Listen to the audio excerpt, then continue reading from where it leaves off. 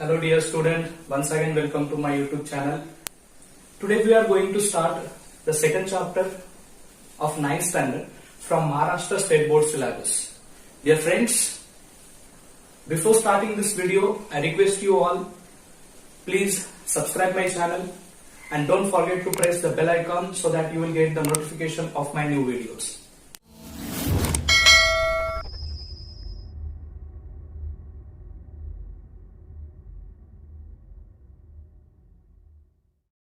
Dear friends, today we are going to start the second chapter of science, that is work and energy.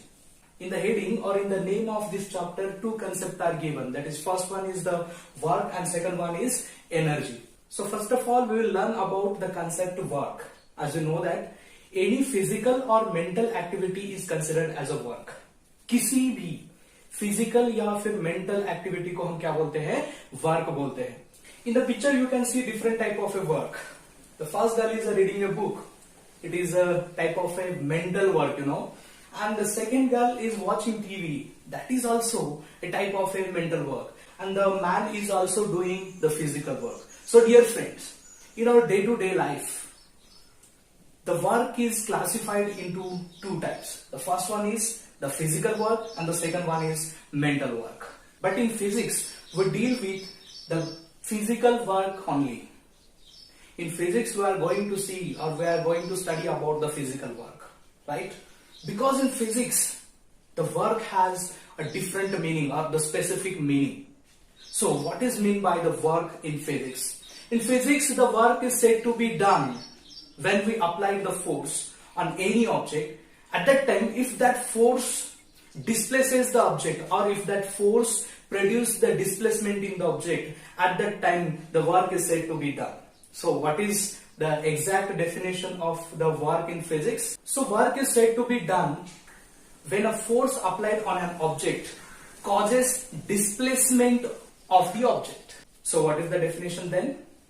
Definition क्या बन जाएगा इसका work का? जब किसी भी बॉडी के ऊपर फोर्स लग रहा है और उस फोर्स के वजह से बॉडी का डिस्प्लेसमेंट हो रहा है, तो ही हम फिजिक्स में उसको वर्क बोलेंगे. सो हमेशा ध्यान में रखना, जनरली वर्क दो टाइप के होता है. One is the physical work and another is the mental work. लेकिन हम फिजिक्स में सिर्फ और सिर्फ फिजिकल वर्क की बात करेंगे या फिर फिजिकल वर्क को स्टडी करेंगे. हम मेंटल वर्क को वर्क कंसिडर नहीं करेंगे. मेंटल वर्क क्या है? Mental work means the watching TV, listening music, reading book. This all things are the mental work. Physical work में क्या होता है? फिजिकल वर्क में किसी भी बॉडी के ऊपर जब फोर्स लगता है तो उस बॉडी का डिस्प्लेसमेंट होता है, राइट? ऐसे वर्क को हम बोलते हैं physical work. So which type of work we are going to see in physics? Only physical work. According to the definition, when a force applied on the object causes the displacement in the object, at that time work is said to be done. So from this definition, we have the mathematical formula, that is work is equal to force into displacement. What is work? Work is equal to force into displacement. As you know that the symbol for work is W and the symbol for force is F, and we know that for displacement we use the symbol S. So this is the formula for work. So क्या formula बना हमारा work के लिए? Work is equal to force into displacement, or that is W is equal to F into S. But dear friends, in most of the cases, the force and displacement are not along the same direction. जैसे आप day to day life में देखते हो कि हर example में जब work होता है उस समय फोर्स और डिस्प्लेसमेंट की डायरेक्शन सेम नहीं होती, राइट? आपने देखा होगा कि कई सारे एग्जाम्पल है जहां पे फोर्स हम किसी और डायरेक्शन में लगा रहा है और जो डिस्प्लेसमेंट है वो किसी और डायरेक्शन में हो रहा है. सो ऐसे केसेस में हम ये फार्मूला नहीं यूज करेंगे क्योंकि वहां पे फोर्स और डिस्प्लेसमेंट का डायरेक्शन सेम नहीं है. For that we are going to use the different formula. So let us understand such type of example in which the direction of force and displacement are different, or direction of force and displacement are not same. यहाँ पे हम simple से example consider करेंगे जिसमें force और displacement का direction same नहीं है. Let us consider a boy is pulling a cart, a toy. एक लड़का जो है वो एक टॉय को खींच रहा है, right. So this is horizontal surface. Here is the toy.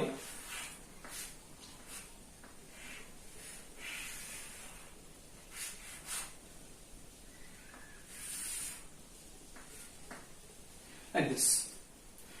अब यहां पे समझना है हम क्या देख रहे हैं. ऐसा एग्जांपल देख रहे हैं जिसमें फोर्स और डिस्प्लेसमेंट का डायरेक्शन सेम नहीं होता. अब यहां पे देखना है ये जो लड़का है, ये बच्चा है, वो क्या कर रहा है. वो इस टॉय को खींच रहा है with the help of this thread, right. So this boy is applying the force on this object in this direction. This is the direction of force. Okay, force कहां पे लग रहा है, ऐसे. Now what is the displacement और what is the direction of displacement. Force ऐसे लग रहा है, ओके, और बॉडी का डिस्प्लेसमेंट कैसे हो रहा है. बॉडी का डिस्प्लेसमेंट हो रहा है इस सरफेस के अलावा, ऐसे. This is the direction of displacement. यहां से आप क्लियरली देख सकते हो फोर्स ऐसे लग रहा है और डिस्प्लेसमेंट कहां हो रहा है, हॉरिजॉन्टल सरफेस से. मतलब यहां पे फोर्स और डिस्प्लेसमेंट की डायरेक्शन सेम नहीं है. The force and displacement are not in the same direction. So ऐसे केसेस में क्या होता है.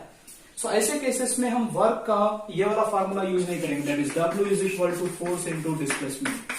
ये फार्मूला हम तभी यूज करते हैं जब फोर्स और डिस्प्लेसमेंट की डायरेक्शन सेम हो. But in this case the force as well as displacement are not in the same direction. The force and displacement are in different direction. Here you can see the force making a certain angle with the direction of displacement. यहां पे force और displacement में एक certain angle बन रहा है, right. Let theta be the angle between the force and displacement. So in this case, we are not going to use this formula. For that, we have different formula. इसी example को हम अलग तरीके से समझते हैं. Let us consider this is an object. ये एक ऑब्जेक्ट है जिसके ऊपर फोर्स लग रहा है, करेक्ट. फोर्स कहां से लग रहा है, किस डायरेक्शन में लग रहा है. This is the direction of force. Force ऐसे लग रहा है. और बॉडी का डिस्प्लेसमेंट कैसे हो रहा है, राइट. बॉडी का डिस्प्लेसमेंट हो रहा है हॉरिजॉन्टल सरफेस में, ऐसे. और यहां पे फोर्स और डिस्प्लेसमेंट में एक एंगल बन रहा है, let it be the theta. Okay, force और डिस्प्लेसमेंट में जो एंगल बन रहा है वो क्या है, थीटा है. अब यहां पे फोर्स और डिस्प्लेसमेंट वो सेम डायरेक्शंस में नहीं है, राइट. तो उसके लिए हम क्या कंसिडर करेंगे, हम इस फोर्स का एक कंपोनेंट कंसिडर करेंगे जिसको हम F1 बोलेंगे, right. Let F1 be the component of force which is in the direction of displacement. हम इस फोर्स का एक ऐसे कंपोनेंट को कंसिडर करते हैं जो डिस्प्लेसमेंट के डायरेक्शन में है. So according to this formula, what is the equation for work here. Therefore our work will become work is equal to, we know that force into displacement. But यहां पे force कहां पे लग रहा है, फोर्स जो लग रहा है इस बॉडी के ऊपर वो अलग डायरेक्शन में लग रहा है with certain angle to the displacement. But we have considered here a component of force which is in the direction of force. So therefore our equation for work will become, that is work is equal to force, that is F1 into displacement. This is our equation for work done in this case. But what is this F1? What is the value of this component F1? अब यहां पे work के लिए equation क्या बना है हमारा, work is equal to force into displacement. लेकिन यहां पे हमने फोर्स कौन सा लिया, फोर्स जो अप्लाइड फोर्स है, जिस डायरेक्शन में हम फोर्स अप्लाई कर रहे हैं वो फोर्स को कंसिडर नहीं किया, बल्कि हमने वहां पे लिया फोर्स का component which is in the direction of displacement. Okay, लेकिन अभी हमको यहां पे F1 की वैल्यू निकालनी है. F1 क्या है, द कंपोनेंट ऑफ फोर्स जो डिस्प्लेसमेंट के डायरेक्शन में लग रहा है. अब इसकी वैल्यू निकालने के लिए हमारे पास एक सिंपली यहां पे हम इमेजिन करते हैं, एक सिंपल इमेजिनरी लाइन निकालते हैं यहां पे. अब यहां पे इमेजिनरी लाइन ऐसे निकालेंगे so that it is perpendicular to the direction of displacement. So अब यहां पे क्या बन जाएगा, ये राइट एंगल बन जाएगा. So in this right angle triangle, अब इस राइट एंगल ट्राइंगल को हम समझेंगे. इस राइट एंगल ट्राइंगल में अगर हम ट्रिग्नोमेट्रिक रेशियो लेते हैं, कौन सा, कोसाइन, राइट. कौन सा ट्रिग्नोमेट्रिक रेशियो लेंगे हम? Cosine. So from this angle we know that cos theta is equal to आएगा base divided by hypotenuse. Base divided by hypotenuse. हाँ, ये रेशियो होता है कोसाइन का. राइट एंगल ट्रायंगल में ट्रिग्नोमेट्री में आपने पढ़ा होगा या फिर पढ़ने वाले होंगे. सो इन दिस केस इस ट्रायंगल में इसका बेस कौन सा है? तो ये हो गया उसका बेस और ये वाला है उसका हाइपोटेनियस. और बेस को क्या कंसिडर किया हमने? Base is represented by the component of force that is F1, right. अब राइट एंगल ट्रायंगल में जो राइट एंगल का अपोजिट साइड होता है वो होता है हाइपोटेनियस, राइट. सबसे बड़ा side in right angle triangle, that is called as hypotenuse. So here what is the base? Base is represented by the component of force. Therefore in place of base we can write that is component of force like F1.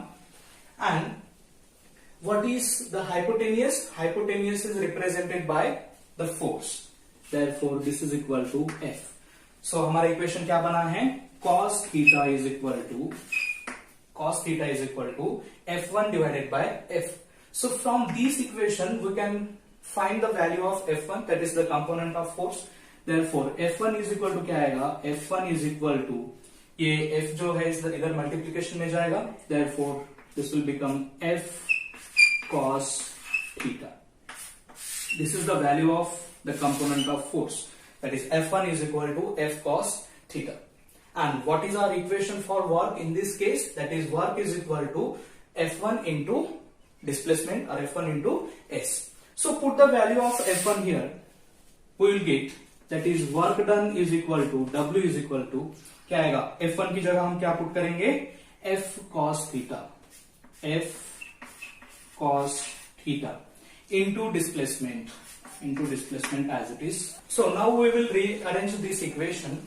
So our equation for work will become that is work is equal to, यहाँ पे कुछ नहीं करेंगे हम, इस cos theta को इधर ले जाएंगे और s को इधर लाएंगे. Therefore the equation for work done will become F into S into cos theta, which is our required equation for work. जब फोर्स और डिस्प्लेसमेंट सेम डायरेक्शन में नहीं होते हैं, right, in that case we will use this equation, that is work is equal to Fs cos theta, force into displacement into cosine of angle between them, right.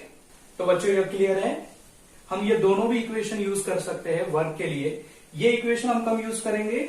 जब force और displacement की direction same हो, right. When the force and displacement are in same direction, then we will use this equation. But when the force and displacement are not in the same direction, when the force make some angle with the displacement, at that time we'll use this formula, that is Fs cos theta. Okay. अब text book में यहाँ पे एक table दिया गया है जिसमें theta का अलग अलग वैल्यू लिया हमने, राइट. उसके लिए कॉस थीटा का वैल्यू है, फिर उसके बाद में वर्क है और उसके बाद में कंक्लूजन हमको निकालना है कि हमारा वर्क किस टाइप का होगा. तो फर्स्ट केस में क्या है? जब angle theta is equal to 180 degree है, theta is equal to 180 degree, right. जब एंगल थीटा 180 डिग्री होता है, राइट, और 180 डिग्री मतलब क्या है? Straight angle. ये फोर्स और डिस्प्लेसमेंट इसमें का एंगल कितना है?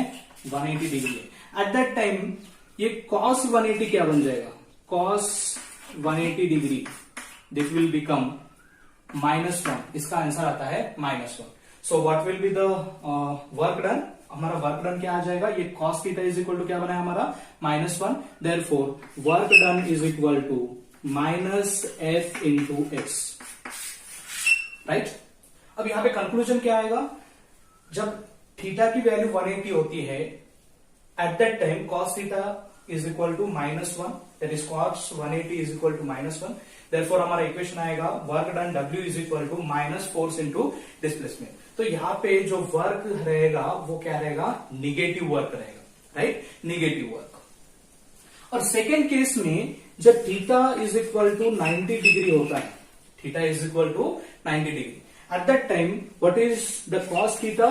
cos थीटा बन जाएगा cos 90 और cos 90 का वैल्यू होता है 0, right. cos 90 0. Therefore, this equation will become f into s into cos theta, cos 90 is equal to 0. Therefore, 0 into something is equal to 0.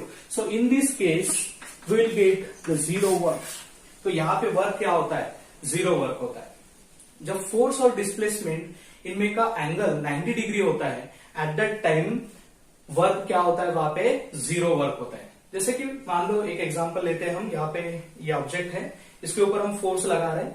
Force कैसे लगा रहे हैं? परपेंडिकुलर. ओके, जब फोर्स परपेंडिकुलर डायरेक्शन में हम लगा रहे हैं, फोर्स और डिस्प्लेसमेंट में का एंगल 90 डिग्री है, एट दैट टाइम वहां पे 0 वर्क रहेगा. डे टू डे लाइफ में भी हम देखते हैं कि जब कोई टेबल पे कोई ऑब्जेक्ट है और उसको हम ऊपर से फोर्स लगा रहे हैं राइट एंगल में 90 डिग्री से, इतना, अब इसके ऊपर कितना भी फोर्स लगा लो, राइट, जैसे टेबल पे कोई चीज रख के है, उसके ऊपर आप 90 डिग्री से यानी परपेंडिकुलर फोर्स लगा रहे हो, चाहे आप जितना भी फोर्स लगा लो, क्या उस बॉडी में कोई डिस्प्लेसमेंट होगा? नहीं. अगर उस बॉडी में डिस्प्लेसमेंट नहीं है, मतलब डिस्प्लेसमेंट कितना है? 0 है. So from this equation displacement is equal to 0, therefore work is equal to 0, right. जैसे टेबल पे कोई ऑब्जेक्ट लगा है, उसको कितना भी आप फोर्स लगा रहे हो, इन दैट केस फिजिक्स में कोई वर्क नहीं होता है, वहां पे 0 वर्क होता है. और हमारा थर्ड केस है when theta is equal to 0 degree. जब थीटा इज इक्वल टू क्या होगा? 0 डिग्री होगा, right. Theta is equal to 0 degree जब होता है, तब कॉस थीटा का वैल्यू आता है कॉस 0 इज इक्वल टू, इसका आंसर आता है 1, right. Cos 0 degree is equal to क्या होता है? 1. ट्रिग्नोमेट्री में ये आपको समझ में आएगा. कॉस 0 की वैल्यू जो होती है वो 1 होता है, right.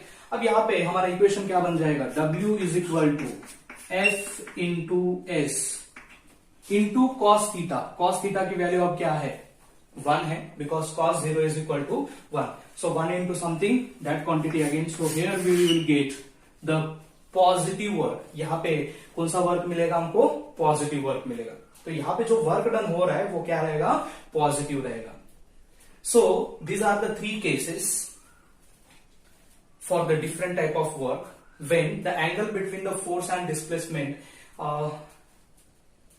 is 180 degree, 90 degree and 0 degree. जब फोर्स और डिस्प्लेसमेंट इसमें का एंगल 0 डिग्री है, इसका मतलब क्या हुआ?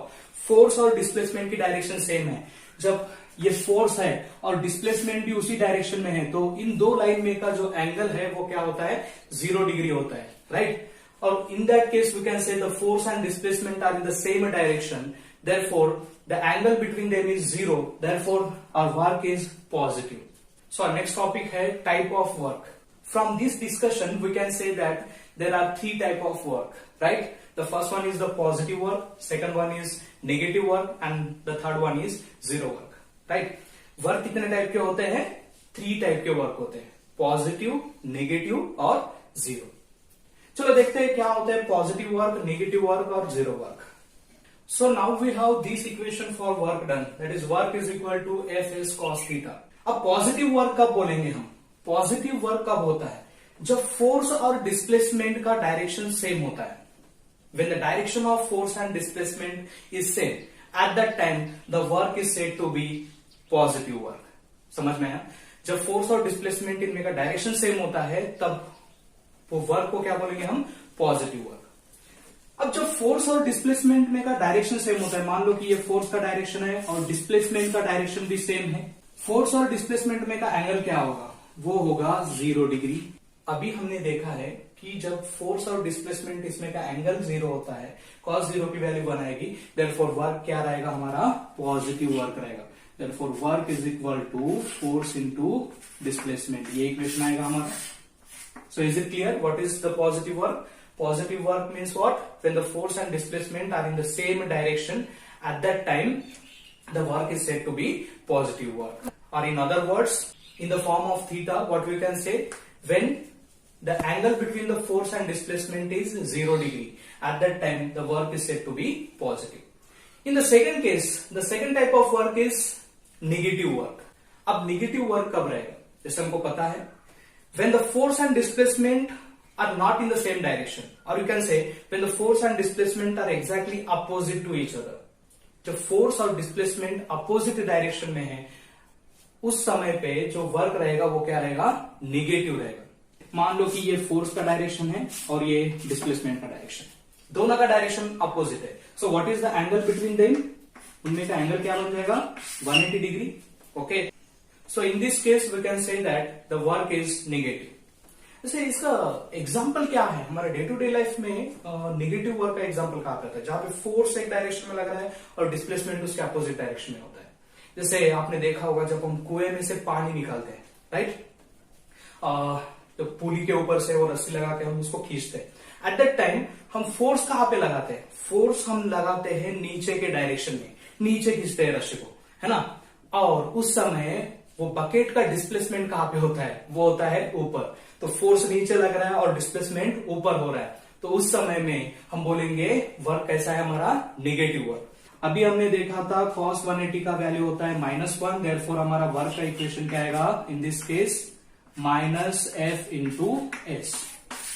This is the example of negative work. और तीसरा टाइप है हमारा जीरो वर्क.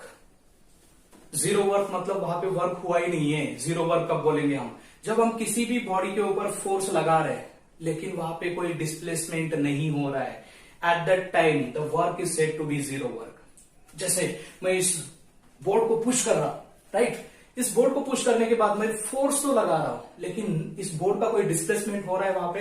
तो आंसर है नहीं. यहाँ पे डिस्प्लेसमेंट क्या है? जीरो है. So in this equation if the displacement is zero then what will be the work? Work is also zero. जब फोर्स और डिस्प्लेसमेंट, फोर्स लगाने के बाद बॉडी का डिस्प्लेसमेंट नहीं हो रहा है, बॉडी डिस्प्लेस नहीं हो रही है, at that time the work is said to be zero work. या फिर हम एंगल के फॉर्म में क्या बोलेंगे? When the angle between the force and displacement, जब फोर्स और डिस्प्लेसमेंट में का एंगल 90 डिग्री होता है. कितना होता है? 90 डिग्री. उस समय पे हम क्या बोलेंगे? The work is zero. Because we know that cos 90 is equal to what? cos 90 का वैल्यू क्या आता है? जीरो आता है. So zero into something is equal to zero. Therefore in this case will get the zero work. तो समझ में आया? There are three type of work: positive work, negative work and zero work. Positive work कब बोलेंगे हम? When the force and displacement are in the same direction, at that time work done is said to be positive work. और in the form of angle क्या बोलेंगे? जब force and displacement इनमें का angle zero है तब भी उस वर्क को पॉजिटिव वर्क बोला जाता है. सेकेंड केस में when the force and displacement are in the opposite direction, right? Or you can say when the angle between the force and displacement is 180 degree, at that time the work done is negative work done. And the third type of work, that is zero work, force लगाने के बाद भी अगर body में कोई displacement नहीं होता है, right? After applying the force there is no displacement in the object, at that time work is said to be zero work. और थीटा के फॉर्म में क्या बोलेंगे? जब फोर्स और डिस्प्लेसमेंट में का एंगल 90 डिग्री होता है तब वर्क कैसे होता है? Zero work. हमारा नेक्स्ट टॉपिक है यूनिट ऑफ वर्क. ओके, अब वर्क का यूनिट क्या होता है? As you know that equation for the work is equal to क्या होता है? वो होता है फोर्स इंटू डिस्प्लेसमेंट, राइट? और फोर्स का ऐसा यूनिट क्या होता है? फोर्स का ऐसा यूनिट होता है न्यूटन. ओके, और डिस्प्लेसमेंट का ऐसा यूनिट क्या होता है? Metre, right? Therefore, what is the unit for work? That is newton metre. Newton metre. और इस न्यूटन मीटर को ही बोलते हैं हम जूल. क्या बोलते हैं? जूल. Therefore, 1 जूल वर्क कब होगा? 1 joule work is defined as when 1 Newton force is acting on the object and if there is a 1 meter displacement in the object. 1 Newton force लगाने के बाद अगर बॉडी में 1 मीटर का displacement हो रहा है उस समय हम क्या बोलेंगे? वहां पे कितना वर्क होगा? 1 joule work. Therefore 1 joule is equal to 1 newton into 1 metre. So what is the SI unit for work? The SI unit for work is joule. And 1 joule is equal to what? 1 joule is equal to 1 newton into 1 metre. Now we are going to find the CGS unit of work. अभी CGS unit क्या आएगा work का? जैसे हमको पता है 1 joule is equal to 1 newton into 1 metre. And what is the CGS unit for force? वो होता है डाइन. क्या होता है? Dyne. And 1 newton is equal to होता है 10 to the power 5 dyne, 10 to the power 5 dyne. What is the CGS unit for displacement? That is centimeter, as you know that. And what is the relationship between the meter and centimeter? That is 100 centimeter is equal to 1 meter. So 1 meter की जगह पे हम क्या लिख सकते हैं? 100 centimetre, या फिर 100 को ही हम 10 स्क्वायर सेंटीमीटर लिख सकते हैं. Yes. तो यहां पे ये बन जाएगा 10 to the power 5 into 10 to the power 2. So this will become 10 to the power 7. Right? अगर आपको रूल्स ऑफ इंडाइसेस पता है तो 10 टू द बेस सेम है यहाँ पे, तो हम क्या करते हैं पावर की एडिशन. तो 10 बेस है दोनों का, 10 कॉमन लेंगे हम, और 5 plus 2 is equal to 7. So this will become 10 to the power 7.